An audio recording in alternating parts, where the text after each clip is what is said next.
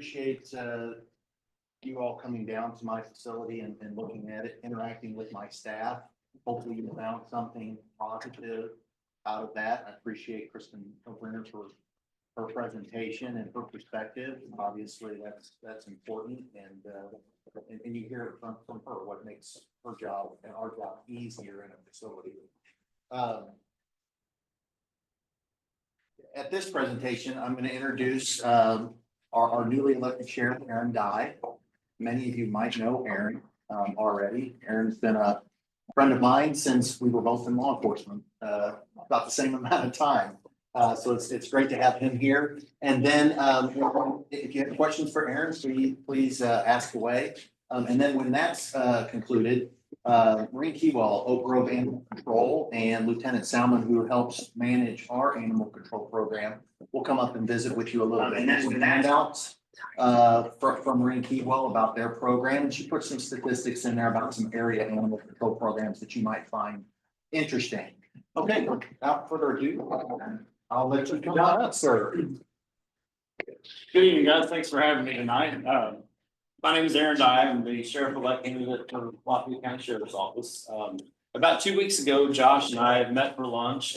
During our conversation, he asked if I would have any interest in coming to speak with this focus group, kind of about my history in law enforcement, my history with the sheriff's office. You know, since I started there in December of 1997, we were in an old building and transferred to a new building. I wasn't in command staff at that time, but I do have clear recollection of that whole process, and just kind of wanted to share that with my experience from that and what we're in today versus what we were in then.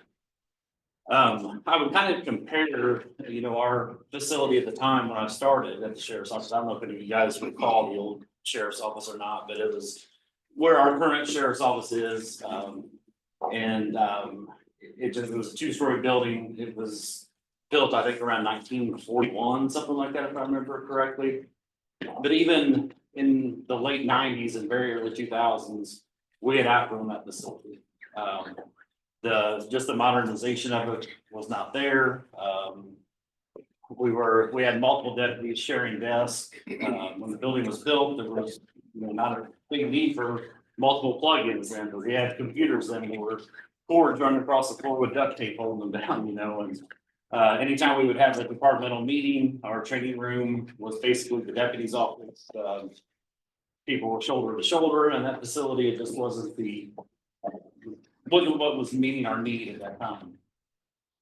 In 1999, the Lafayette County Commission decided to attempt to pass a half-cent sales tax to build a new law enforcement center. That was, in my opinion, now, especially looking back, it was kind of an unanswered prayer that it failed by 60 votes at the time. This facility was going to be out on 24 Highway, west of Lexington. We'd have been about 4.5 to 5 miles from the courthouse. So anytime that we would have court days and anything like that, we would be transporting up to 30 or 40 inmates by car up to the courthouse. The inmates would be outside.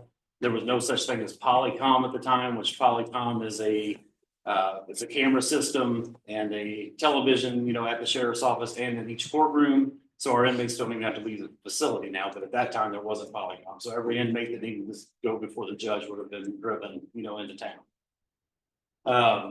So in 2002, Sheriff Carrick Allenball had been elected then, and the county commission took another shot at this, and they developed a focus group like you all have today to determine, the needs and assess what was needed for this new facility. And I believe it was the November election of 2002 that went on the ballot, and it passed. It passed handedly, and that is the facility we're in today. That facility, though, where we're currently at, was torn down, and we moved across the street to a building that was vacant at the time, and that was our sheriff's office. Our inmates were all shipped to Ray County, and our jail staff actually went over there and worked shifts while they were in the process of building ours. It was built in 2 phases, the jail part and the administrative part. So the jail part was done first. We brought all our inmates back from Ray County, and we made like office areas and some of the pods just to make shift to get by. And then they built the administrative side, and that's where we're at today. Some of the things I can share, I'm not an engineer, but from experience of being there, at the time, I feel now looking back that the jail, our facility was probably built for the time and not for the future. And I think that was one of my main takeaways for tonight. And like our training room held about 25 officers, it would seat 25 people. At the time, we were about that with staff. So when we had a meeting, it didn't take very long.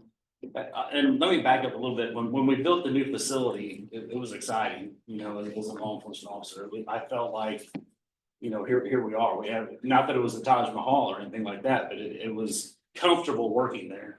It was, we didn't have, I could go on and on about the stories of the old jail. It had served its purpose.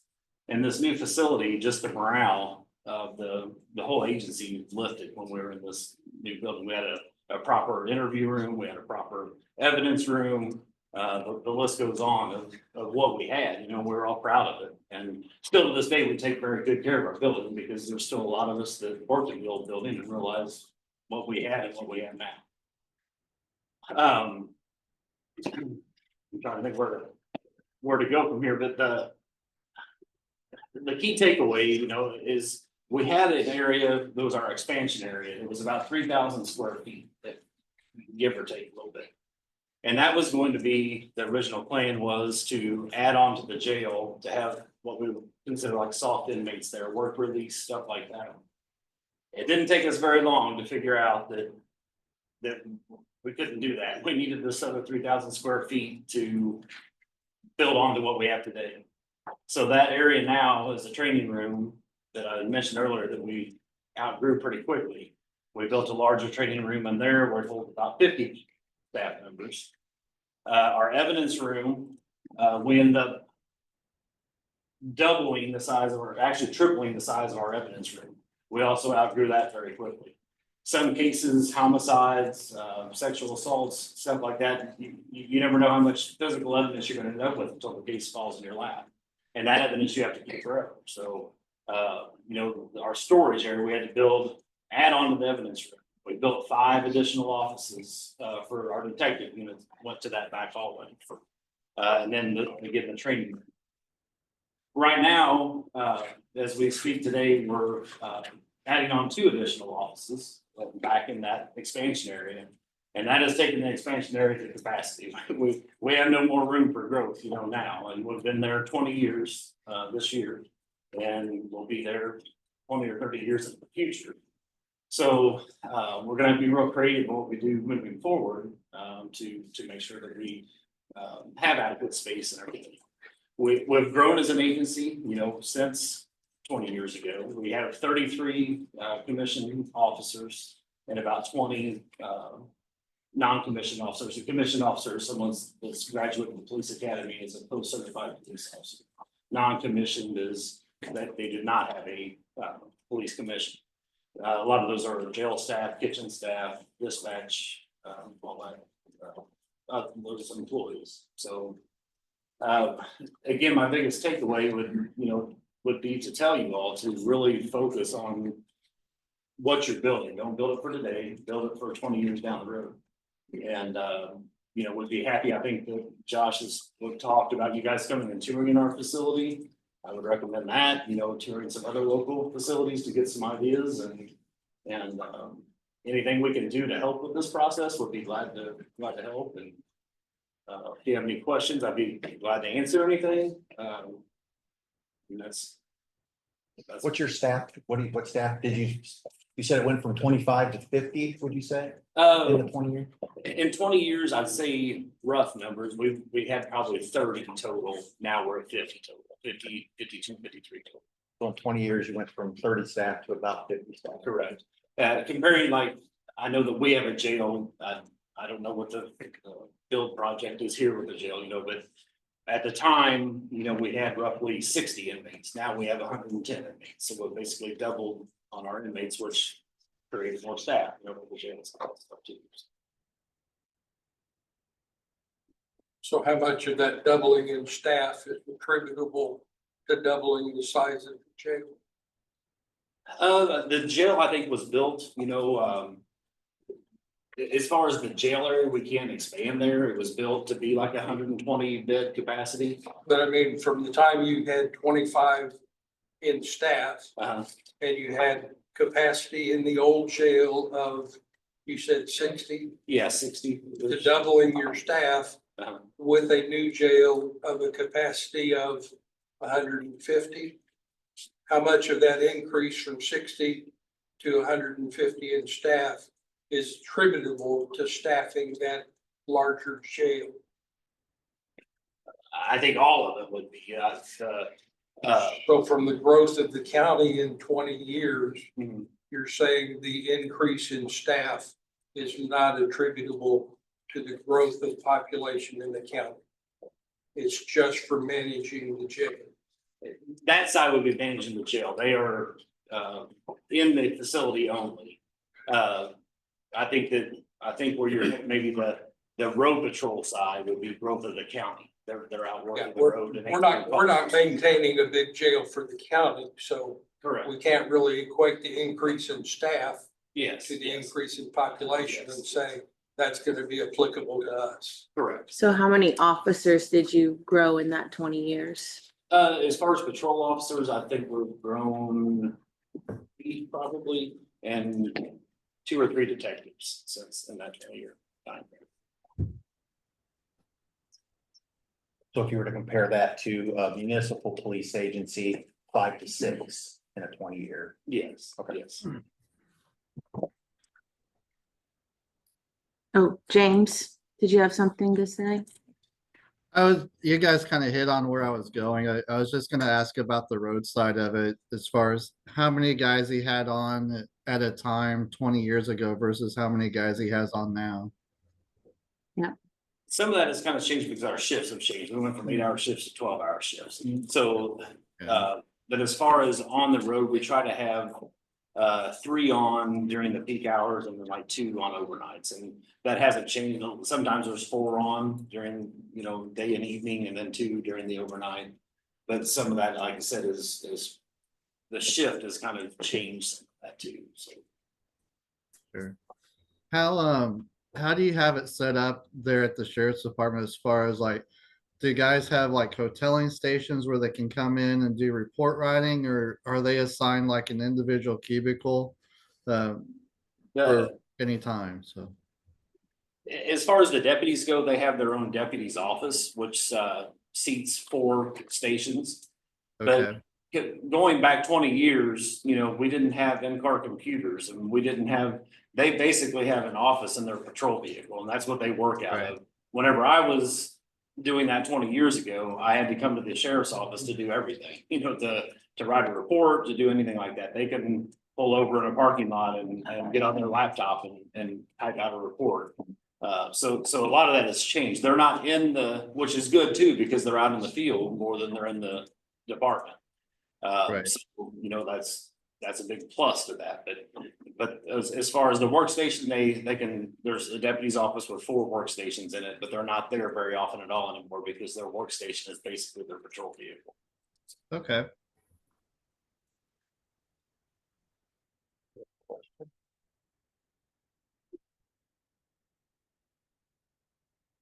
Any other questions?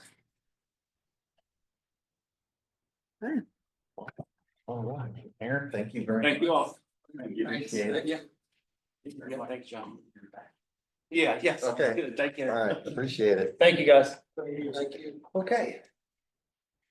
And again, I think that when you get a chance to tour the sheriff's office and interact with some of those staff, to be able to, maybe between now and then, you'll have additional questions you want to ask, but you'll be able to put something to what Sheriff Dye just explained to you about how their growth, how the department was designed and then the growth over the 20 years.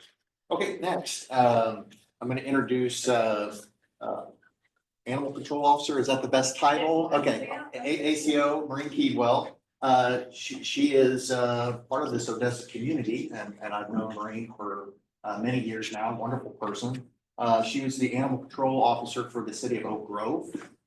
And I'll let her explain a little bit about what they do and how animal control is offered to the Oak Grove community. That might give you a little picture of our young animal control assignments here in Odessa. And then I also have Lieutenant Salmon. You guys met Lieutenant Phil Salmon over at the police department. He heads up the supervision of the animal control. I'm without an employee right now. That's why I have you visit with the one who's actually doing the work in Odessa, but Phil kind of fills that role in right now. So without further ado, I'll let you both come on up.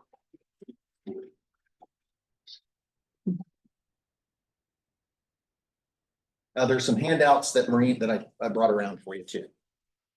So I did the handouts just because animal control. In our smaller communities, we've got certain regulations we have to meet according to the state, but they all handle it kind of differently, as you'll see. In Oak Grove, I do animal control and I do nuisance abatement. Lamar, Missouri does the same thing. Lexington does the same thing. Some don't, some are just strictly animal control, do their animal control and shelter. Trenton did not have a shelter. So they work with a vet office and a shelter that they have in town. They don't contract with them, but they do use them when they have space for them. So that's kind of different. In Oak Grove, we were holding a vet clinic when I started. And which was fine, but we paid daily for animals and. You know, the number of animals that we can take in a year, I'm at 175 right now. Of course, they wouldn't have all been impounded, but at $15 to $18, $20 a day, that adds up. When the state requires that you hold them 5 business days to see if the owner claims them before I can even think to put them up for adoption. And then I gotta hold them time to find somebody that wants to adopt them, which right now, animals are moving very slow. So that's why I pushed those city of Oak on. We could get a shelter, we could hold the animals longer. A cheaper rate kind of. And we did get that done and it helps, it's more of a help for the animals that we're not holding them. If you can hold them longer, more work for the staff probably, but it's better for the animals in the long run. And I will say as part of the Oak Grove community, it's with any community, a lot of them don't like animal control because they think all we want to do is take their dog and kill them and we don't. But we do have a great citizen backing in that city, donation wise, if we get down on something, man, they support us, they'll get us what we need. So in that fact, I like having the shelter for them because it did decrease like impound fees for them. And it gives us just a little more chance to be, I think, more educational and work with them, having our own shelter, kind of gives them a place to go. So she told you guys her numbers that she's at 175 per year. We run in between 80 and 100 on average. Is how many dogs that we take in. Some of those dogs we may have for 10, 15 minutes while the owner comes up to pick them up. And then other dogs we've had up to 4 months before. We try our best to make sure that if a dog is rehomable, that if it goes up for adoption, we get it rehomed. We try not to have to put any animal down unless it is one that is not fit to go to a home, that it's going to be a danger and liability to rehome. So we're the same way. Some dogs we get in, we get them turned right back out. Some, again, we held on for 4 months, work closely with rescues. But like I said, I gave you the list with other shelters on there so you can see how they do different things. There's different things. I would be what we call, I guess, managed intake. We try to intake any stray that comes in. Any stray we will take, no questions asked, no matter how full we are. We take a stray off the street. Owner releases, only limited, depends on the circumstances, because if we took every owner release, I would be full and I would be putting dogs down every day. They're gonna take a dog, it's kind of their responsibility to either keep it as a pet or to find a home for it. But it's not that I leave them cold. I've got lists of rescues. I work with people to get them out, but so I would do what's called managed intake. If I'm full of strays, I'm not gonna take an owner release, I'll tell them that. Some are open intake. They take owner releases, they take strays, they take everything. And they'll put them down if they have to. Don't want to, but there's an pet overpopulation problem that. I don't know how we're gonna correct that, but, and then your rescues are more they'll only intake what they want, but that's rescues and that's completely different than being a municipal town. And as far as legalities, I do have this, if anybody wants to see it. We do have to answer to the state on how the animals are housed. And, this has got those rules in it. They've already been inspected by the state, I'm sure several times. We get inspected too. Our current inspector in this area, she's very hard and she's very strict. We've had cage issues, like 24-inch cage for a cat. My cage was 23.5 inches. They were gonna fail me over that. But we talked to the big guy, got it all worked out. My cage is still failed. Grandfathered in for now. So if I ever get new ones, I have to put 1/2 inch. But they're standard cages from, I got it from Casey Pet Project. I'm like, Casey Pet Project had these for years and you guys were fine, because I'm inspected by the same inspector. But there are a lot of regulations that you'll have to meet with the state. So I would say really, if you have questions, ask me, 'cause I don't know what you need to know.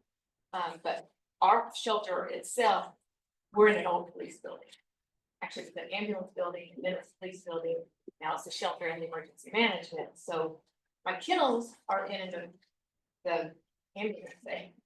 So we've got a drain, not the best drainage set up, but that's always something to consider because you're gonna have a lot of stuff going through your drains. It's really tall, sound is horrible, the 2 dogs will sound like we've got a kennel full of 20. So there's some drawbacks of working with a building that was existing to get our shelter in there, but we did it. And again, I think it's better for the dogs in the community in the long run. We do cats on a limited basis, they get injured only. But if you look at my numbers, I adopted out some cats because we take them in, we do get them better, and we'll adopt them out if we can. But does anybody have any questions? How many pens do you have? How many kennels do you have? I have 11 dog kennels, 10 are 4 foot by 5 foot, and 1 is 4 by 4. Are they indoor, outdoor? No, I wish, but no, they're just strictly indoor. Indoor, okay. But we do have an outdoor play yard. I got pictures of that there.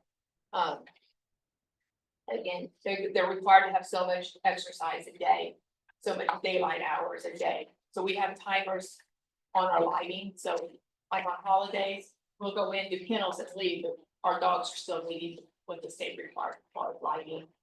They'll get their exercise. And we have a semi-quarantine. If you notice, a lot of them didn't have quarantine, I think. One of them had actually 2 quarantine rooms, which is, if you can have a quarantine room, it's great. Because if you do bring in a sick animal, try not to expose it to somebody else's dog, it might just be waiting to go home, don't sit at home going sick. But you will deal with bites, and you really should have quarantine in place for cats, dogs that are in quarantine hold.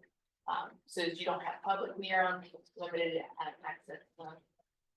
We don't get a lot, I mean, we do a lot of bites, a lot of quarantines, and we don't have a lot of rabies because of that, but we did have a lot of the rabies last year, so it's always the back of our mind to be proactive. So Maureen, correct me if I'm wrong, but there's actually you and someone else that both do their job over there in Oak Grove. And on the weekends, you guys still come in and take care of the animals, not the officers, correct? Right, yes. Okay, so for us, we will ideally have one person doing it. And whenever that person's not available on a holiday, on a weekend, they're out sick, what have you, we take care. Okay, so that's why in the initial design, they had it in the building.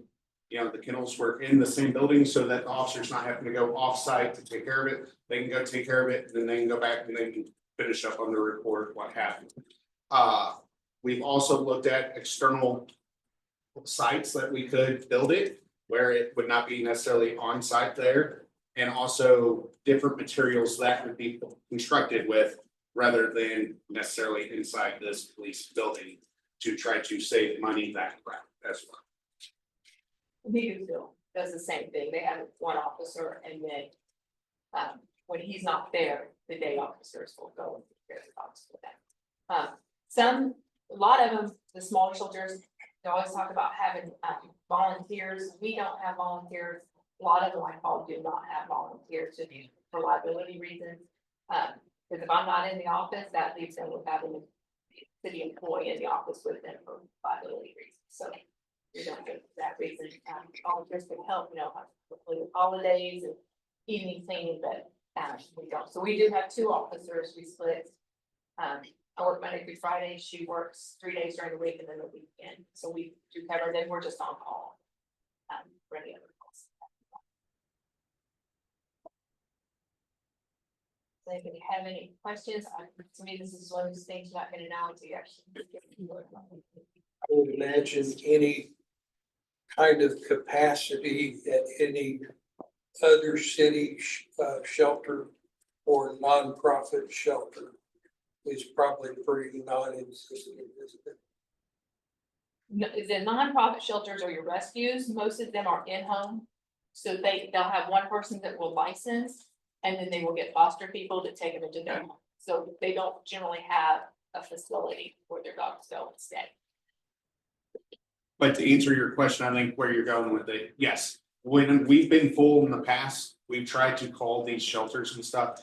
And we have to work weeks upon weeks to be able to get a dog placed into a rescue most of the time. Or into a nonprofit shelter that can house them longer term. I mean, there's been several times over the last couple of years that we've been at full capacity. We're lucky right now that we're not. Earlier this week, we had 2, but we're lucky right now that we're not at full capacity. Well, or even just temporary housing. I've had a couple of people suggest to me, well, why can't you hire someone that has a kennel to keep the animals temporarily, for whatever period that you have to keep. Maureen, correct me if Instead I'm of wrong, but building a if, kennel. and I appreciate your question, I'm just weighing on this just a little bit because I did my own research. Correct me if I'm wrong, but our regs, if we, from the Department of Agriculture, if we foster that dog to, somebody to care for us, we're responsible Yes. for that person's property Yes, and how they manage their kennels at their property because the dog was taken in under our license. Is that correct? right. Now, it would be, the way it would work is if you took a dog in, say to your shelter and you foster it out to somebody that's gonna watch, you don't do that till your legal full time is up. Gotcha. Because you're responsible for 5 that days, property, or so that 7 5 days. business days, Okay. yeah. But if you might be talking about what they call a contract kennel, where, that's kind of what Kansas City's currently, until maybe today or tomorrow, doing with, KC Pet Project. Right, okay. KC Pet Project is their contract kennel. I believe the animal control is going back to the police department over there, so they will pay KC Pet Project to hold their animals. And that's always a possibility. I don't know where you're gonna find a shelter to do that right now. So is the contract kennel feasible or no? We used to contract with the vet's office in town to house our dogs, and it was extremely expensive and a lot more feasible to have it ourselves. Now, does Green Valley bring you guys animals? No, they actually still hold at the vet clinic. They hold theirs at the. They hold it at the vet clinic, yeah. Trying to think, like Green Valley, Blue Springs, which is another one that's been kind of crazy lately. They used to be with the police department and they would contract with Lee Summit Animal Control to take their animals out there. Then 3 or 4 years ago, they contracted with the rescue group Opportunities. And so Opportunities with their rescue group had they had a shelter, they didn't have a shelter. They had the holding facility from Blue Springs at that time, but they had their fosters. And so they would take them out of the Blue Springs hold period after that time was up, take them into their foster and then, or to their rescue and then foster them out from there. But it's currently going back to the Blue Springs Police Department. And, they've got a small shelter and Lee Summit was gonna hold for them for 30 days and I don't know what's happening after that. So number wise, the cost of, let's say, 6.5 million. The cost of that 6.5 million construction allocable to animal control would be how much? Oh, you mean the little room that we had in there? So on the 6.5, we actually took animal control out, so we'd have to go back to the 8.4 design. So the 6.5 doesn't have it. Correct, we took it So out. how much would the animal control building cost? Well, the building itself, if we went off site, Or within the, Animal control, in the police facility. yes. So we figured that at about 200,000 of the 8.4. Yes. And how many animals a year did you say that we take in? In between 80 and 100 dogs. Right now, we do not take cats whatsoever. And how If Lori's, if you guys want to give us a place to be able to house them and staffing, we'll have to have staffing get approved through the council and stuff like that to be able to take care of those. Because right now, technically, our codes enforcement officer and animal control officer are the same person. So they've got to split that role. And right now, that can be very tasking for one person to do. And so if you also add on taking in cats, because I'll admit it, there's an out of control cat population. That's everywhere, not just here, but here, when we try to encourage people to get their cats fixed.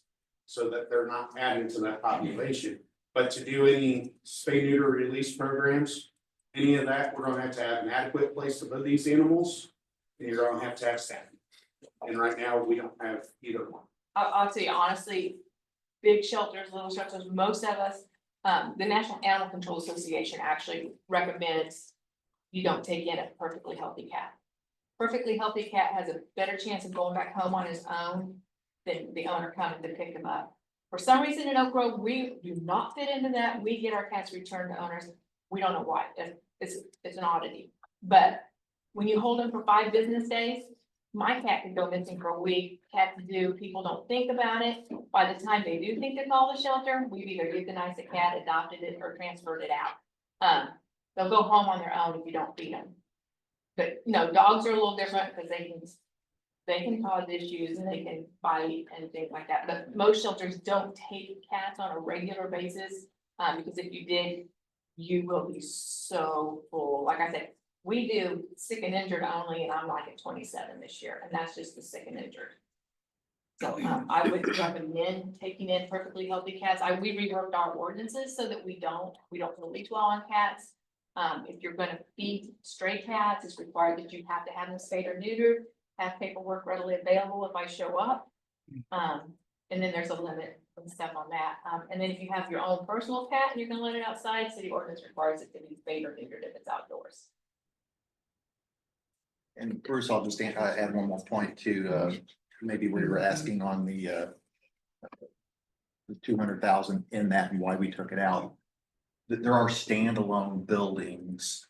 If an off-site location were located and we had proper staff to manage it, that you could do for less than $200,000. We know that, that's why that program, even though we want to offer it to the community, we felt there's a possibility to offer it at a better cost to the community than putting it inside the building. Again, the reason it was put in the building was because of staffing.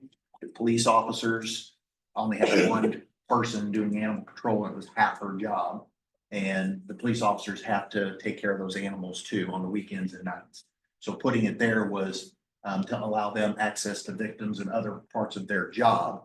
But then we found that it might be more cost effective, take that out and do a standalone facility. So that's why it was removed from the 8.4 facility. So that was a great question, and how, I just wanted to make sure I did a good job with the answer. Thank you. Do we have any ordinance on cats? Kind of like they had? Related to nuisances, we do. I mean, if cats are, entering someone's property, we get it quite a call. I'll use an example, using the bathroom in their flower bed, that can be a nuisance and a civil ordinance violation. We can figure out whose cat it is, and yes, we can issue tickets or, reprimand the person or whatever we can do. But as far as like a cat at large, no, we don't have those. Or It's like spay or the- neuter. Or we don't have a spay or neuter ordinance. And I'll tell you honestly, to kind of bait that whole cat situation, we get that call, catch it in the flower bed, but out my window and it smells. I've got flyers. I'm like, you know what, if I trap, especially feral cats, if I trap feral cats out, another one's gonna show up, same with wildlife. So trapping is not our ideal solution at all anymore for cats or wildlife. But I do have flyers to tell them, this is what you can do to keep them off of your property. If your neighbors don't care about them, let them deal with them. But here's what you can do to keep them off your property, so they're not bothering you. And then if your neighbor calls, well, we'll just move down the street, we can all just kind of start pushing them out, because the little lady down here wants to feed them all anyways. But yeah, that's how we handle a lot of our wildlife and cat calls. How often do you refer out to like rescues? Pretty much all my owner releases. And you know, like I said, I like to take this as a very educational job. I would rather educate someone than just take their dog or write them a ticket and stuff. So, you know, if someone called me like, hey, my dog, he's starting to grow out my kid, and I can't have that. He needs a home, someone that's got more time for him. No, you're taking your problem and pushing it off on somebody else. And I tell them that in a nice way. And I will usually tell them, I can't take it, and even if I could, I'm gonna euthanize it because it's a liability. And I'm not gonna let adopt out a dog with a liability. Love animals, love them, but to save them all is just not feasible. I look at a dog, would want him to be my neighbor, so I won't adopt that dog out. If I do want it to be my neighbor, I try to get my neighbors to adopt it, but yeah, so.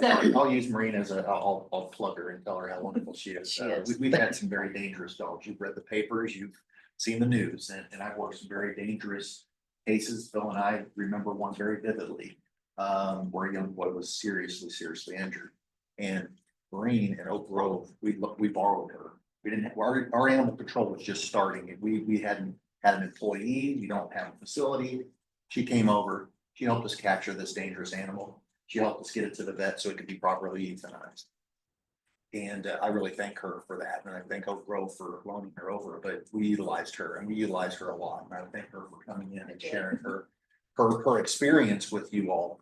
They've had animal control for 15, 20 years. Something like that. So ours is 5 years old, you know, we're young and we're trying to get the experience in there.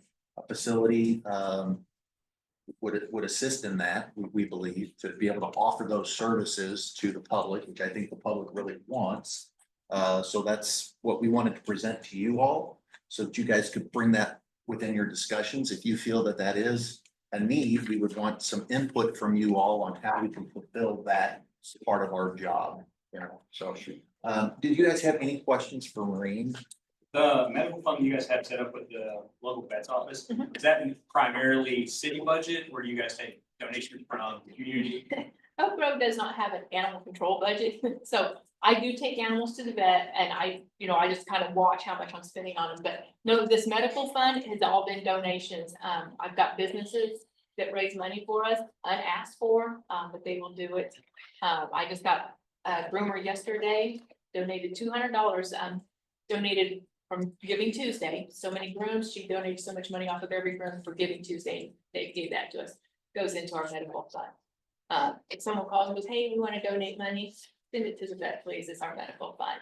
And then we can use that to take care of animals that are, severely injured that we think could be fixed and adopted out, but we also use it to decrease the price of adoption. That helps a lot. That's a good question, a great question. We get donations too, not necessarily monetary. We did get some monetary help with spaying of 3 dogs. 3 dogs, so. Because that helps with the adoption. We have free adoptions. We don't charge you to come adopt this dog, but law requires that dog be spayed or neutered. And if it's not already at adoption, that would be at the adopter's expense. Well, to be able to adopt these dogs out, we had gracious folks from the community donate the money to have a vet properly do that. And those weren't tax dollars. We do have a small animal control budget. It's about $3,500 annually to help maintain the animal, buy equipment. As we're starting up this, we're finding out through advice, well, we need some of these and we need this, we need a control stick, or we need bike gloves, or, whatever, with different types of traps. So we are, buying additional equipment to help provide an employee the proper stuff to do their job. But we get dog food donated to us. I don't know the last time I actually bought dog food for the pound. Most of that is folks like you, gracious community members that say, hey, I got a bag of dog food, I'd love to donate to you all, and they bring it up, and that's what we feed our animals in the pound. So. And people do, not to interrupt you. No, that's great. We get the same thing. We have people who are like, oh, I lost my dog. I don't want to go through that again. I'm not getting another dog. But they'll donate to us kind of in place of having their own dog. Christmas time, they all want to make the animals in that shelter happy, so we get toys, we get blankets, we have so much stuff donated that we actually share with rescues. We work with Wild Souls, Wildlife Rescue. I donate to them. But yeah, we all kind of work together. So if you have a shelter, like I said, the rescues will help and everything, and your citizens, they want to help those animals. So Maureen, it's kind of, I think, answer one of the questions that they probably have in their minds that I thought of. So recently, whenever you guys built your facility, yes, it was already a city-owned facility. How much do you recall, or approximately, was it for you guys to remodel that facility into what it is now and to furnish it with the equipment that you guys need? So some of the equipment we had, but I was given a $40,000 budget to turn that into an animal shelter. With that being said, KC Pet Project had built their new multi-million-dollar thing, and they were emptying out their old one, and they called me and they're like, if you want cat cages, get down here. Loaded up the stock trailer, loaded up the stock trailer full of cat cages. So I used those, got those for free. I did have to buy brand new dog kennels. That's probably the biggest part of my budget. You'll see that it's multicolored. And I did that just to make it kind of cheery, because if I just did the black and the blue, it would be dull in there. And I figured colored paint versus black and blue paint, not much different in price. We did some stuff up there. One of the girls, our city clerks did all the fancy bark, live, love bark and stuff in there, just to make it a little more not so blah. But our budget was 40,000. Probably went over just because as we got into it, we found the same needs. Like, just the hose, they ended up with a really nice hose reel. We got hot, cold water in our thing. That wasn't really in our budget. We changed out the lights. But my boss at that time, well, we gave him a credit card, but he started buying me stuff and I wasn't gonna say. So, but yeah, our budget, we probably went to about 50,000 getting it up and started. That just kind of an idea that they already had the building, it's just the remodel and Yeah. the expenses. It really wasn't even a remodel, we just took what was it, it was the sergeant's office became a cat room, the booking room became our office, the evidence room is my quarantine room, and the ambulance bay is my dog kennel, so we did have to cut a new door, and I think that was probably one of our bigger things, and add a wall. But so there wasn't a whole lot of remodeling, but we still would buy $50,000. I do have to say, I love your all's Facebook page. Thank you. I Yeah. do follow that, yeah. It's a Thank good time. And what year did that remodel happen? Let's see here. I got approved to do the shelter in March of 2019. Then we kind of went through an overhaul in our administration, so I kind of got put on hold. Then COVID hit, so I got put on hold again. And then January 2021, I started, and because of COVID, everything was on back order, so it took me till 2022 to get it put together, and then we opened in January. Like I said, if anybody has questions about what the state's gonna require of you, I've got that stuff here. I've got business cards. If anybody wants to call me, come by my shelter at some point, I'll be glad to show you around. It's not big, it won't take long. And if you have questions that come up after tonight, you can still call me. Give you my opinion or my answer or whatever. Thank you, I appreciate you. Thank you. No problem. Thank you for having me.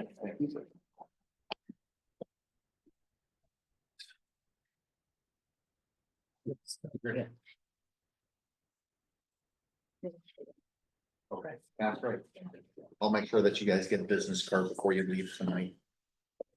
I have one extra question for you. How much, how much would it cost to separate the codes enforcement and animal control into their own positions? We'll take one position into two, Yeah, or another position, so, salary and benefits, I would estimate 70 to 75,000. Is that inaccurate?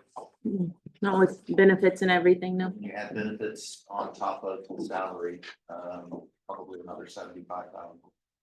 That's just the budgetary, might be a little less than that. And something that we are trying, we haven't really gotten too deep into the budget process this year, but it's a high priority for this upcoming budget cycle. so it's something we're already considering. Yes. Okay, I think And I that, do anticipate that in 20-year growth as being something we can accomplish. So when we design a building for use, you know, we would definitely want to include an additional position, workspace for that employee. So to speak, you know, we wouldn't want, you know, we, like Sheriff Dye had mentioned, you know, build it for today or tomorrow, you know, if you build it for today and then tomorrow you add another employee, you're already down in space. So you just, I would want you to consider that when you guys talk through it. That's a great question. Open it up for just discussions for, So I did give you some handouts. I'll talk about those handouts in a little bit, but I think it's just important. We'll just give you guys the floor and let you guys discuss. tonight's presentation. Yeah, about what you saw tonight, about the police facility tour, animal control, 20-year growth. James Cranville is online. He might, if you have questions for James, or he might have questions for you.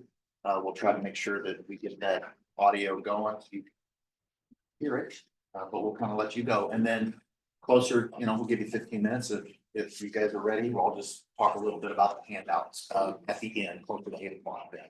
Okay. If you need to take a break, you want them to take a break? We only have like 15 Okay, minutes. if you can push through, we'll just push through, I guess. Chief, I have a question for you. Yes. If you had to pick one area of your current setup that you have that you would like to improve upon, what would be the space that you would like to improve And the facility that we're at. on? Yes. What's the biggest issue that you have? Well, okay, and not to go into the, I'll put it this way, when the department was disbanded, evidence was an issue. Evidence was an issue. When the sheriff's department came in, and you guys spoke with, Captain Lisi, he was the lieutenant of the sheriff's department in this, working as sheriff's deputy in Odessa at the time. And, they spent a tremendous amount of time, correcting some things. And what you see now is the best we can get. And it's functional, but a proper place for my staff who deal with, I'm just gonna throw out fentanyl, we take it off the street. Where they don't have to eat their dinner right next to it. You know, I just think that we owe a safe place for my staff to process evidence. So if you told me one thing and all I could pick was one thing, it would be property management and would, you know, evidence management in the department. And there's a lot. I would love for, you know, my staff to not be right there confronting an angry person in the lobby too, but one thing would be probably my property room evidence.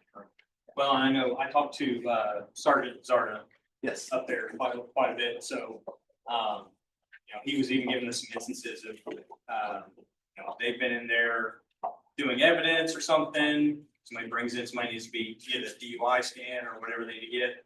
And they have to kind of, you know, jockey that around, or they're doing an interview and the same thing happens and they have to move everything around. And I could see how that would be very frustrating, having that as kind of a multi-use space. And then just kind of, you know, peeked into the evidence room as much as I could. It seems like it's very full. Yeah. It's full. It's at capacity. I'm not saying that I would never take evidence in, but if we ran into one or two major cases where we needed to take more evidence in, I would have to come up with another mechanism to get that accomplished, because we just don't have the space for it. That's a great, you know, discrete conversations. I mean, I'm an administrator and occasionally I have to talk to my staff and teach them, you know, educate them about a better way to do something, right? Well, there's no place to do that. Is it fair for that staff to sit at my desk when every other staff member is doing work? No, I go to the back room. Well, if I'm having that discrete conversation and another staff member comes through that door, well, then, you know, we get sidetracked, we get distracted. It can be embarrassing sometimes for the staff member, you know, to be talking with the chief and hear that one came in and know what's going on. So, you know, it's that room's used for a lot. It's what we have and it's what we're offering, but you know, in a better world, would be a better place to do some of those discrete conversations. Great question. I'm here for more questions. If you have them, certainly ask away. James, go ahead. So Josh, I have a question as far as evidence goes, and Nathan Holt that's on the committee here and I are both certified in evidence processing. The question I have is, let's say you get a homicide where you've got a lot of blood splatter or fresh blood that you need to hang stuff up to dry, or you've had a sexual assault where there's a lot of just bodily fluids out there that need to be properly dried and all that before it's packaged and sent off to the lab. What's kind of the process now that you would have for something like that? And what would be the new facilities that you've had previously designed?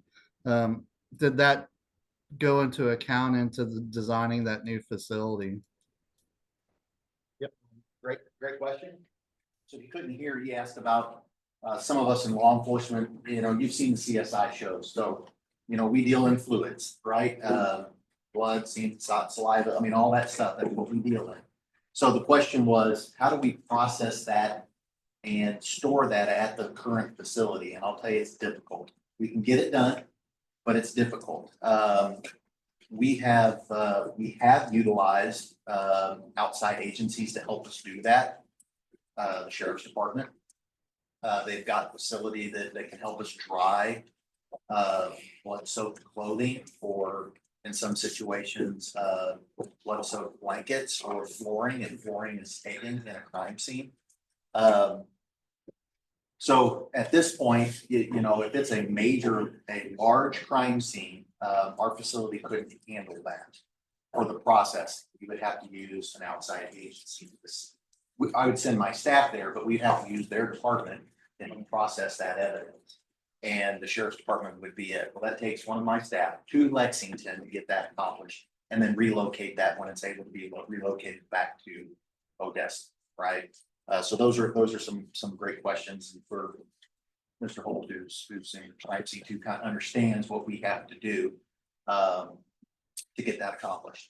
If they're smaller cases, drug cases, we will process those at the police department. We try to sanitize the area before and after, because we certainly don't want methamphetamine or some other controlled substance to stay on a surface where someone later on might come in and eat their dinner. So we try to do our best to sanitize that area, but is that a foolproof plan? Not necessarily. James, did I answer all of your question about how we would handle that? Yeah, I wanted to kind of give everybody an idea that, there are times where you need a bigger space than just shelving. Sure. And so then his second part of this question was, in a new facility, what could be discussed? What could you all discuss, and what could I help you answer about how that facility is designed? Well, typically new, and you will see this when you tour some of these modern facilities, and I'll talk about that towards the end, about that itinerary. An area where an officer can safely process and then store that processed evidence, but if it needs additional processing like biologicals, there's an area within the evidence controlled, air temperature controlled facility, right? On a really hot day, you guys weren't going to smell it today, but on a really hot day, you can smell the marijuana in front of my staff, in front of my police department. And I will tell you that Jenny Rydell, my clerk, has gotten a little nauseous, and myself, from smelling that day after day, because it filters through the attic and then back down through the climate control system that we have. But in a modern evidence facility, it's on its own climate control system. You don't have to worry about that filtering back into your workspace, or a space where you're interviewing a victim or something to that nature. So those are things to consider. And obviously you'll see the sheriff's departments, and you'll see Sedalia's, and hopefully I get the Oak Grove one set up. And you'll see how they handle their evidence. If there's climate control separation between the work area, administration area, I guess you would say, and the evidence control area. Yes, sir. Speaking of that, the climate control, is there ever any evidence that needs to be refrigerated? Yes. And you might not have seen it. I have an evidence refrigerator that's not very big, that holds simply just urine and blood, but there's other, back in my evidence room, there is another mini fridge that holds some biologicals. If it's for long-term storage, I will have to contract with the Missouri State Highway Patrol, and we have to send that evidence to Jeff City. In a modern evidence room, we would have a better refrigeration system, an area that would be able to hold that on scene instead of, if I need it for court, I'd have to drive to Jeff City, pick it up and bring it back to Lexington for court. So that's how we have to do it now. I just don't have a facility for it. Great question.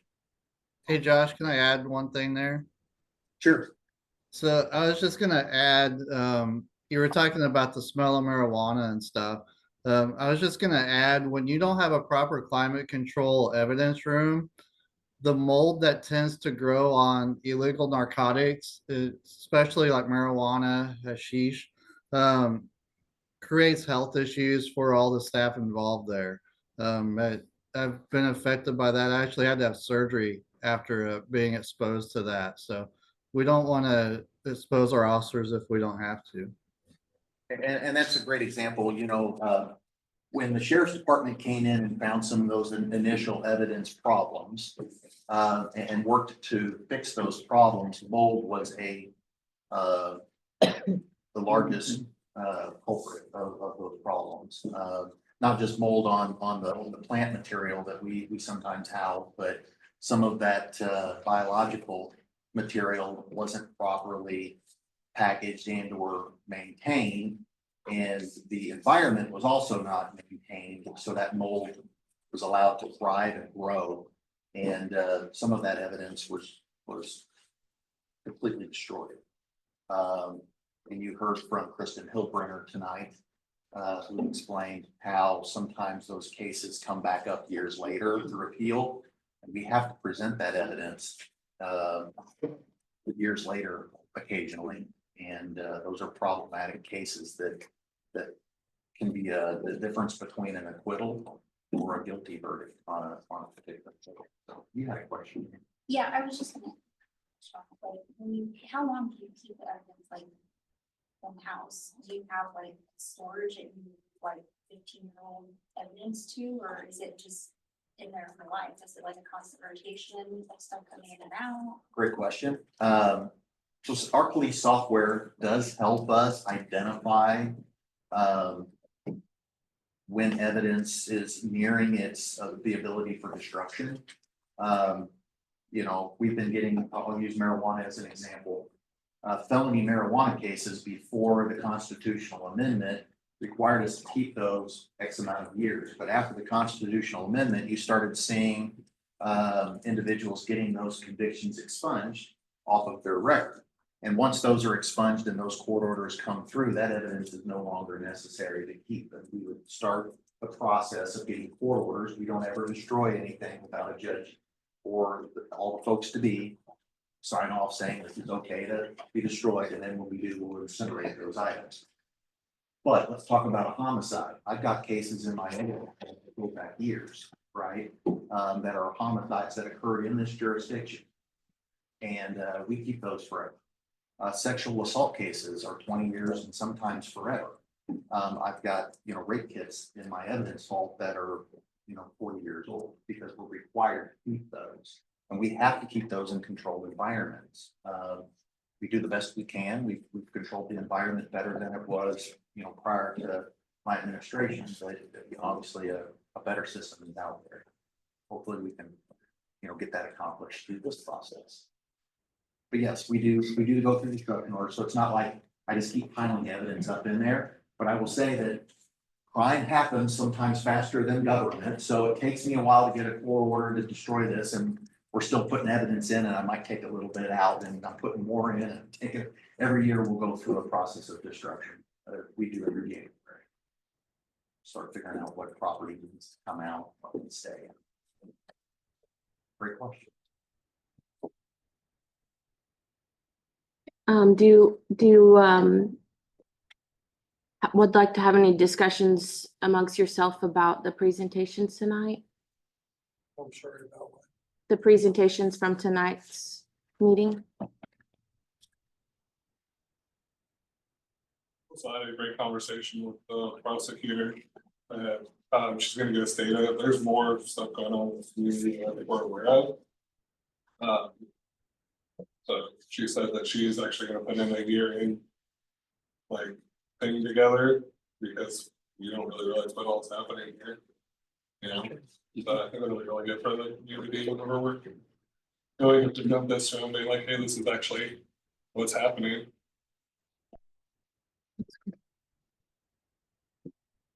Little tool called CaseNet, that, some of you might already know about, but you can go see all the filings in Mafia County, including Odessa.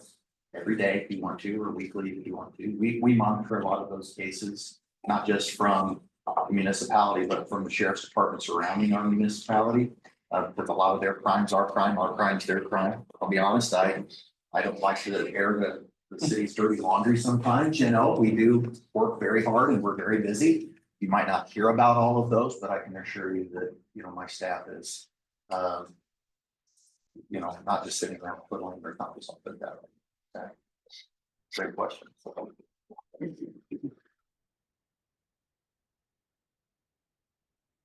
There's one thing, you want to talk about this survey? Oh, yeah, you can talk about it. You know, So. I mean, I remember the survey, but how was gonna. Think he wants you to talk about it. So we met with James this week to kind of go over some things, and one thing that came up in conversation was because on our calendar, we had talked about some opportunities for the community to come in and kind of give you guys some feedback. And from our perspective, what we kind of, you know, learned from the multiple public engagement sessions that we had was that it's really hard to get face-to-face communication with the public. So we had discussed, well, yeah, that is true. We had discussed with James possibly doing like a survey just from you guys that would be put out from you, just a very quick like 2 to 5 question survey. You guys could help us kind of script what those questions were and what you wanted to know from the community, and then we could get it out to the community for you, just so you guys could get some of that feedback from the community. And we also during our own previous Tax question. we did a survey as well. So is that in there, the survey? Well, it's not. I didn't put it there, but I will. I'll print it out. Okay, we have survey results from the survey that we conducted, which was a little bit lengthier of a survey than what we're kind of thinking for this, but just some high level questions, more so like, because one of the other things, sorry, I have a bit of a headache right now, so my brain's kind of all over the place. But one of the other things that we talked about with James was kind of the different phases of the process that we're kind of in right now. So right now, the group is in this exploratory phase, if you will, and we kind of identified, well, James really identified the three phases of this focus group. One being the exploratory phase, 2 being kind of the, okay, let's decide once we've decided what needs to be the facility, then where does the facility need to be? So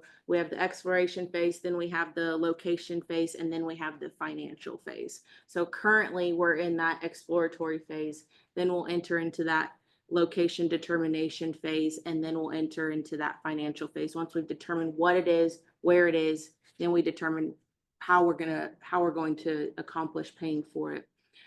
So on the calendar, previously, the calendar that you guys have in your binders, that calendar had some kind of flexible dates towards the end that were more discussion based.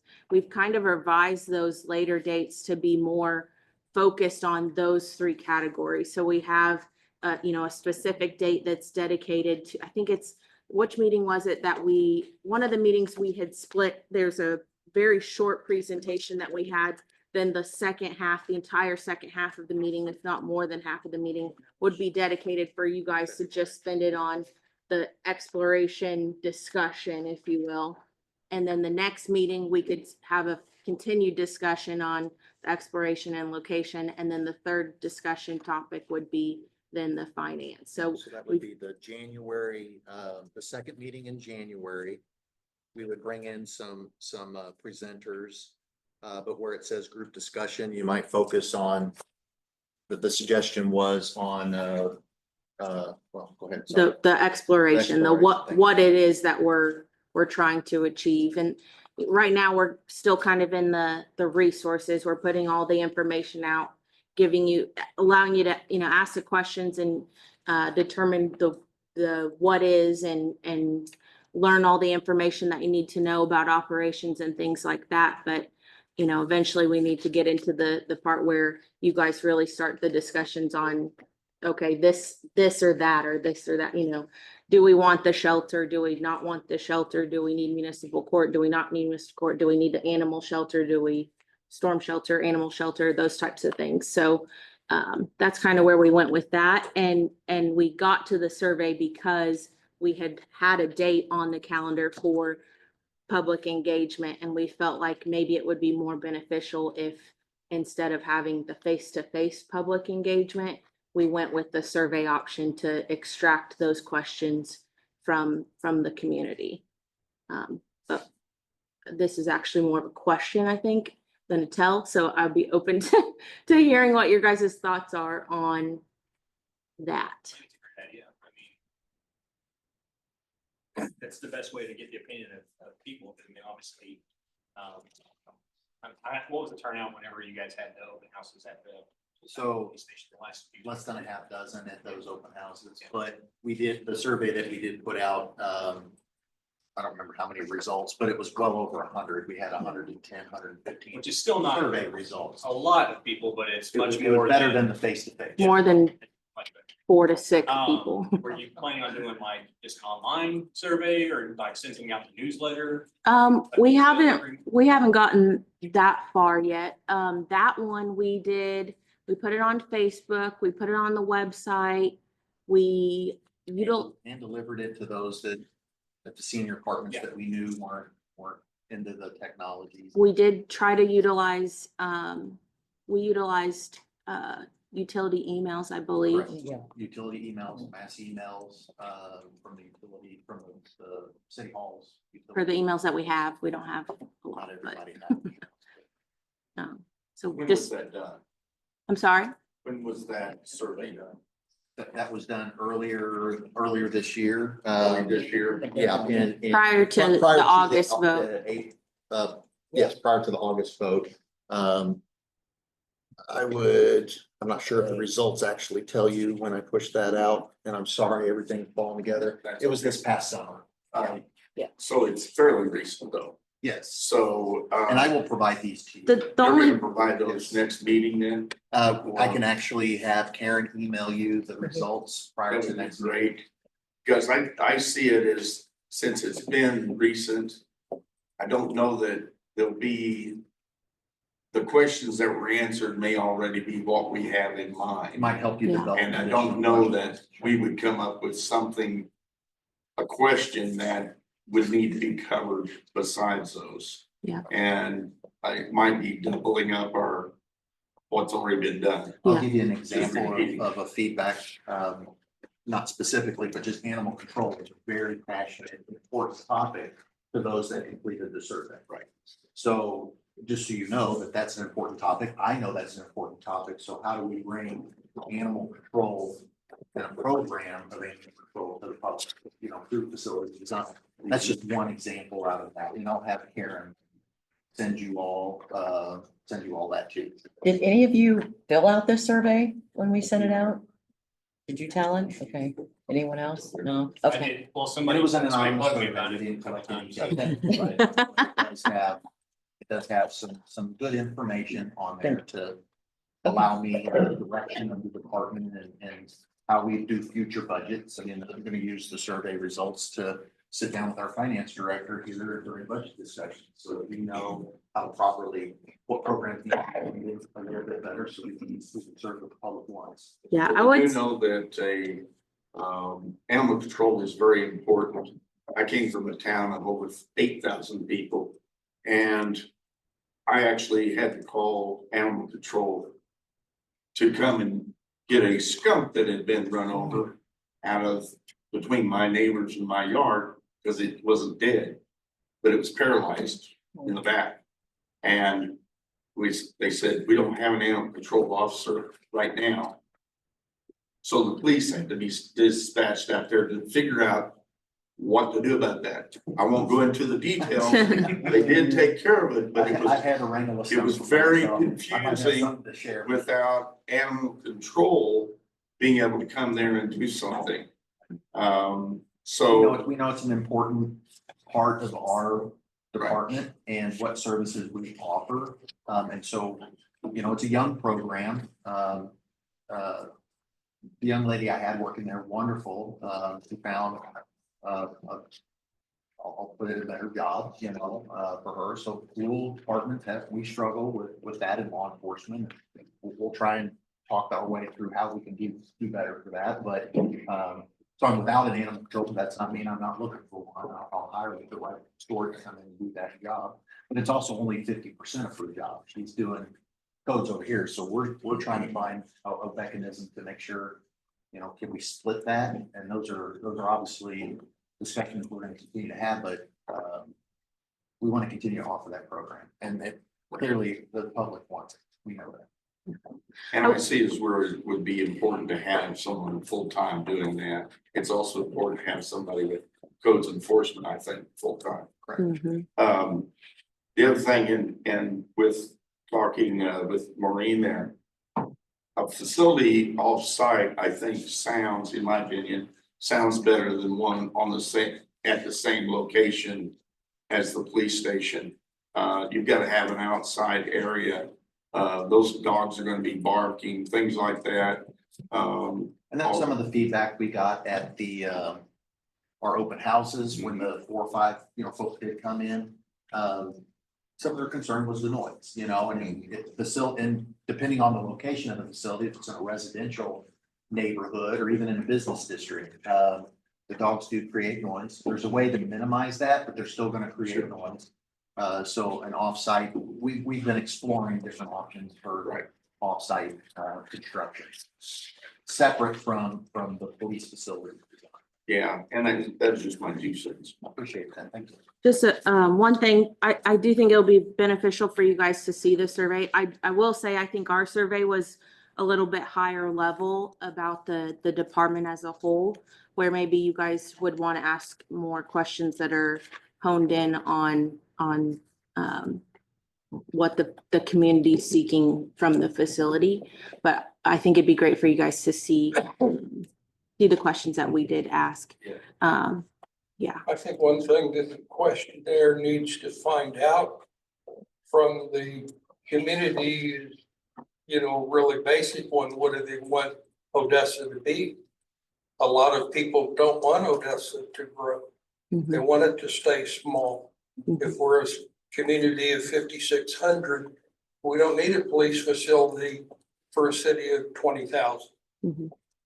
We've asked that I believe I asked that question in a roundabout way on our economic development survey we sent out as well.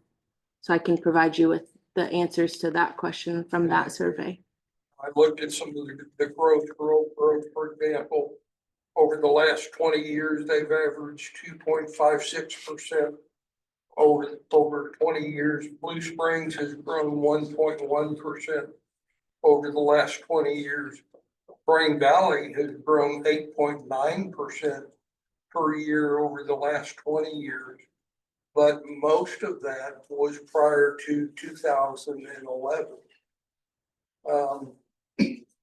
So I'm not sure even at 20,000, are we overshooting what our growth is really going to be? But the basic thing is, does the community want us to grow? Do we have a master plan in place that's going to support the growth to get to that 20,000 people? We'd have to grow 3.2% per year for 40 years to hit 20,000 people.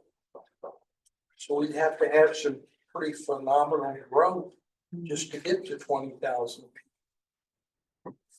Well, And where at people the city want, limits that we have now, if we had 10,000 people, the size that our city limits are, our density, population density would be almost the same as what Blue Springs and Great Valley is.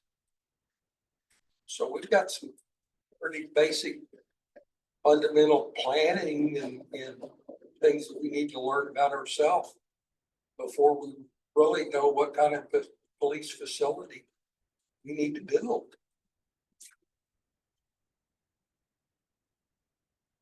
the thing is that people want a town to grow or not, it's going to grow. People are moving this Maybe way, around us, they're coming this but way. the area is gonna grow, sure. Yeah, right, it's gonna grow whether you want it to or not. If you wanna live in a ghost town, then suggest those people probably move. The one Because it's thing in not- common, the one thing in common, all bedroom communities have is high taxes. So Well- that's a basic thing we've got to decide. Well, I think something else that we're forgetting is that too, one thing that we learned tonight is that like, not only are we throwing our own evidence and dealing with our own issues in our own community, but we're also helping other communities. So regardless if we wanted a small or large facility, we have to think about how Odessa plays into Lafayette County as well. You know, we're the largest town in the county, so. You know, and kind of like you said, Odessa is gonna grow whether we want to, like it's grown substantially since I moved here. The town that I grew up in. It's the It's next city to- that's growing or the area around. Yeah, cause I'm You gonna can't jump in ask to the say, city- what we, Can't ask the city to pay for the police facility to support the county. The one thing I hear over and over again is people say it's gonna grow, other people say it's not growing. It hasn't grown that much in the last 20 years, it's not growing. Whether it's true or not, I don't know, because we don't know what's gonna happen. If the interchange that comes in with the highway and that gets expanded and, you know, there's things that may change. I'll go back to what I said last meeting and we're not gonna grow really fast until we get things like a grocery store here. And I mean, to me, that's a big deal. I mean, I think that, I mean, a police station is, what we learned tonight is, I think what most of us probably knew, when you see it, that is not an adequate facility. I mean, it's just not. So we have to give credit to the Josh and the police board, that they're making the most with not a whole lot, which I talked to a lot of people in town and what they'll say is, I make the most with not a whole lot either. In their own home, you know, I'd like to have a bigger house, but I can't afford it. So it's gonna come back down to money, I think sometimes, but to jump back to the grocery store thing is, I mean. Taxes are gonna, you know, we don't wanna have to raise our personal taxes as much, we've gotta have more sales tax and. Like, I think what I said before was, I mean, grocery store and things like that, retail, that's where that's gonna come, you know, it's gonna grow. So, I mean, there's no doubt we need a police station of some type besides what they have. And I think everybody should appreciate what they've done with what they have. But there's so many other aspects, like what Bruce saying, around Odessa grows. Odessa is the biggest school district by far in the area. But that's partly because of the area around Odessa, not just the city. I mean, we're not that much different than Higginsville, but our city is a whole lot bigger than Higginsville. I mean, 200 or 300 kids in high school compared to Higginsville, more. So, and I know, I mean, people say it's gonna grow, but I'll tell somebody that, I'm gonna say, you're on that committee, and what are they saying that? Well, you know, we talk about it's gonna grow, and they'll say, oh, they've been saying that for 30 years. And that's just what, you know, so, but I think it goes back to, if we want to get something done, whatever it is, we gotta sell some of these people. I don't want to say sell, that's probably the wrong thing. We need to inform people of some of the needs and get them on board with the issues. well, the other thing is it's not just the city growing, but, and I know from my prior city. Our town actually went down in size, but the county grew. And those people come into town. Some of those people come in and commit crimes in town. So you're dealing with more people, or people that come from Kansas City or any other city that come here and wanna cause trouble. So, you know, with more population, you have more number of crimes. I don't know if the percentage goes up, but the number of crimes will. I'd be curious what the population of. I was looking at it just the last couple of days, this something I was doing, we're in the county, we're 33,000, something like that. It's in that neighborhood. And what was it 20 years ago? I'd have to look. So I actually know this answer, I looked at it this week. The 33 number is the census data that is always wrong. So I would still hold us to the 32 that came out with the actual census. Yes, and that's what they say that And that was up from 30,000 20 years ago. 20 years ago was Yes. 30,000. Yes. I was gonna say, when I used to teach civics or something, we talked about this. And I wanted to say 29,000, 25 years ago, you know, so that's, so in 20 years, the county's grown 3,000. Can I Was that throw a few 20 more- years or 10 more years ago, the details? last census? The last one has been 2020. To throw a little bit more context in for you guys, we were one of 2 communities in the entire county that grew at all in the last census. The other one grew by like 1 person. And we are growing, Lafayette County shrunk in, census overall in that 10-year right there. So there are a lot of factors into growth. All of the growth essentially in the county is rural Bay City and the Odessa area. And I think we're actually getting ready to see if we really are growing with this many houses that are being built right over there. So I mean, that's gonna be able to tell us a lot, because how many houses is that showing us? Where? Right here. Like 120 or 130, I believe, So, I mean, total. depending on how, and I do think that we're gonna see maybe a larger push to move out here. I know a lot of people in Jackson County are super upset about the time-based rates. And I know I have a lot of friends that are very upset about how low my personal property tax is compared to theirs. So and then how long were we not allowed to build? Cause that just got. Like lifted. 4 or 5 years in 2016. What? It was close to 10 years, so Oh, that was 2012 to 2016, it was before 12. I think it was at least 11 or 10. maybe It was- 11-ish. We also have 60 new units at Pine Creek as well, and then Hunter's Ridge. It was, the full plan on that was close, I thought it was, I can't remember the total houses on the full plan for Hunter's Ridge, but it was quite a few as well. I don't remember exactly how There's many. another 20 on the new road that they had completely constructed, but that's the next phase. There's another 20 homes there. Yeah, So I mean, we're already seeing the growth. I think it's upwards of 100. Then you have, east side of town, the apartment complex or what is it going over there on Johnson Drive? Yes, That's Yeah, Amber that's stuff fine, now. fine. that's 60. So what we're looking at over 200 units this Easily. year alone. Yeah. So. So we have 3,000 some water hookups, I think. And we're talking about 40 houses this year, 50 houses. So that's what percentage? Well, we'll have, I think we'll have more than 40 or 50. Well, so I kind of, the feedback I'm hearing is we'll get the survey. We'll get a survey out to you. You guys can start giving us feedback on maybe what you want us to put into a survey, get that pushed out to the public.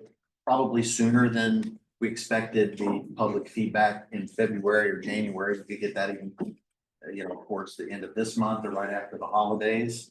I mean, we send that out as a text. But We use our text system to text the community with that survey. Like a link to the survey. no, I don't have a way to text residents. I just know we had that one mass text that came out in the past, like when our trash changed. Oh, You can get that from Republic Draft. No, we got it No, from we got here, it. it was like a text. We'll look into it. Yeah. We'll look into it. Cause if we could text everyone, I think some of the younger Yeah, we'll generation. let you know might- what methods we can send it out to the public on. Yeah. One thing just on the sales tax, one of the things from last time. So our projected sales tax for this year for a half cent is 346,000. For projected half cent for this fiscal year. And last year we brought in 334,000 for the half cent, and the year before that, 320,000. So we were basing our projections for the calculations off of that 2022-2023 data. When we were calculating out the payment schedule. And then our top 5 highest sales tax grossing businesses in town are Ritchie Brothers, Odessa Wind Supply, Dollar General, McDonald's, and Whistle Stop. September transportation tax is a half cent. I mean, transportation tax is Yes, a half cent. yes. 6 months through September was 208,000. Yeah, so I think that number that you were referencing was for the entire transportation funds revenue. So that also included our grant revenue for the TAP project. So that 208 is taxes, right? Yes. I'll finish up real quick and I know we'll end the meeting. I gave everybody an itinerary, and this is just an itinerary for the next meeting, our tour of Sedalia Police Department. And I'll just state, you know, I'm good friends with the Sedalia chief and we talk often. You know, some of the concern might be, well, they're a larger community, it's a larger police facility, right? That's not what I wanted to bring to the table. What I wanted to bring to the table was the programs they offer. A Sally Port, a detention center, an evidence room, administrative offices, a modern technologically advanced facility for you to look at. You know, the square footage is nothing what we're looking at doing for a much larger police department. I recognize that. But the purpose for that particular tour was a newer facility that they could explain the ins and outs of how they constructed it, how they went to the public for it, and why they put what they put into it. And they give you an opportunity to interact with those folks. But you can look through that. And then the next 2 pages is just the layout that was presented for the 8.4 facility to the public. Of course, this isn't blueprints by any means. It just shows the programming that went into it. And then the 3rd page, you'll see that we put some black marks in there, right? Well, that's just me going through trying to take out 20%. We're getting that 8.4 down to 6.5, which is what you know, what the community felt we could afford with that with the sales tax push. So you'll see what we took out of that facility from page 2 to page 3. All of animal control came out, and then pretty much 20% of the remaining area. We eliminated a couple other spaces in there too. And the black marks are not precise. So like, for example, on the holding cells, like the black mark still shows that there's 2 cells, but that black mark is to represent that we took out 1 cell and left 1 toilet. So the holding cell is now 1 cell, 1 toilet, the processing room, but it was a 20% reduction. So That's me taking a Sharpie. yeah, Just trying to. don't hold the black markings to be We decided that precise. we're going to pay the architect so close to the election to try and come up with the reductions in another diagram. So this is my attempt to take out about that 20% and show some visualization. So if you have any questions next time, as far as the itinerary when we leave, I do have Echo Ride as partners with us for transportation. So we'll all meet up at the city hall. Jump on a bus and get over to, if you know tonight that you're not, I know that you're not gonna be able to make the trip because you're working. That's fine, I understand. It was, best time I could get was an afternoon schedule. I do have the sheriff's department will be an evening schedule, so hopefully it'll be more like tonight where it'll fit your all schedule a little bit more. But if you know you're not gonna be able to make it, let me know. ahead of time, that's fine. And if you can be, please be at City Hall at noon, and we will jump on the bus. We'll head to Sedalia for a nice tour, and then we'll get everybody back over to Odessa, hopefully no later than 4 o'clock. It'll be about 2 hours, about an hour drive, a little less over there, about 2 hours worth of tour, unless you guys have lots of questions, and then just about an hour to come back, about a 4 hour field trip. So, if there's any questions about that, please let me know. I did put some things to consider on there when you're looking at that, and bring your questions, because the city administrator, the assistant city administrator was the former chief. And now the new police chief, they did this project together. They would certainly answer any questions you have about how they were able to accomplish that. Okay. Shauna, do you have anything else? Nope. One other quick question on the shelter. Did we ever identify another area that would qualify for the grant money? Oh, for the, not the canine shelter, for the storm shelter, right? Yes. So we can reapply for that grant every year. They're the three that I told you about. We would just need to know, we wouldn't be able to apply for that particular part of the grant until we had an idea of what it was gonna cost, what it was gonna look like, and But some. it has to be big enough to cover the population within a half mile. Correct. You have to reload, if you, let's say you put it in the spot we originally proposed, the 1912 field. Right. We would have to shelter 2,400 people. So my question is, did we identify another place where that shelter can be built so that it would be a better use of that 1.6 million, building a bigger building to serve 1,000 people instead of 300 people?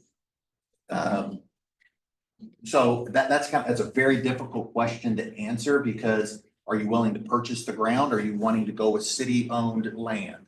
If you want to go with city-owned land, I would have to do I had to tap into Pioneer Trails. We had to hire them. You're for the going job. way beyond the question, just the population. I can't determine that unless I hire a firm to do it. Yeah. Distribution map.